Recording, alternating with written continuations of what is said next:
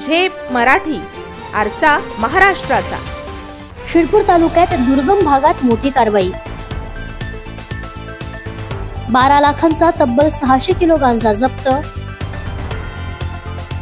स्थानिक गुन्हे शाखेची कारवाई, 1 जण अटकेत। धुळे जिल्ह्यातील शिरपूर तालुक्यात पोलिसांनी सुमंद्रा पाडा परिसरात अवैध गांजा लागवडीवर धडक कारवाई केली आहे। स्थानिक गुन्हे शाखा धुळे यांनी शिरपूर शहर पोलिसांच्या मदतीने केलेल्या या कारवाईत तब्बल 12 लाख रुपये किमतीचा 600 किलो गांजा जप्त करण्यात आलाय।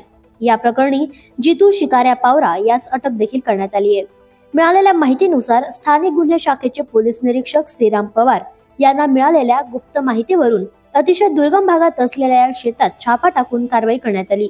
या दरम्यान तूर आणि कपाशीच्या पिकांच्या आड लपवून ठेवलेली गांजाची झाडे आढळली। या झाडांपासून मिळालेला गांजा सदृश्य पदार्थ सुमारे 600 किलो वजनाचा असून त्याची किंमत सुमारे 12 लाख रुपये इतकी आहे। आरोपी जितू शिकाऱ्या पावरा याच्या विरुद्ध शिरपूर शहर पोलीस ठाण्यात गुन्हा दाखल करण्यात आला आहे। ही कारवाई पोलीस अधीक्षक श्रीकांत धिवरे, अपर पोलीस अधीक्षक अजय देवरे यांच्या मार्गदर्शनाखाली पोलीस निरीक्षक श्रीराम पवार व शिरपूर पोलीस निरीक्षक किशोर कुमार परदेशी यांच्या नेतृत्वात पार पडली।